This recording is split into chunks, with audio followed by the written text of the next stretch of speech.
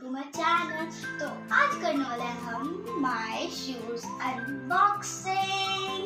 और मैं ऐसे करूँगी और मेरे हाथ में आ जाएगा।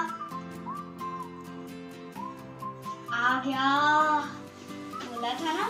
चलो नीचे यहाँ पर करते हैं। और मैं आपको बता दूं, मैंने पहले अनबॉक्स कर दिया था, तो इसमें आपके लिए एक ट्रिक है, आपके लिए मैजिक। ये देखो, बोला ये क्या और डिब्बा। अब आप सोचोगे इसके लिए मेरा एक और डिब्बा है, लेकिन नहीं, मेरे रियल में शूज है इसमें, और इसमें ही आए थे। चलो इसको हेल्प कर देता है। ये रहे मेरे शूज।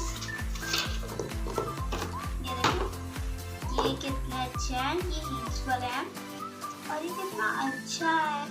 ग्लिटरी ग्लिटरी ग्लिटरी और फ्लावर्स, कितना अच्छा है ये।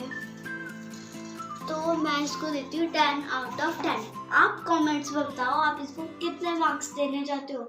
Bye bye.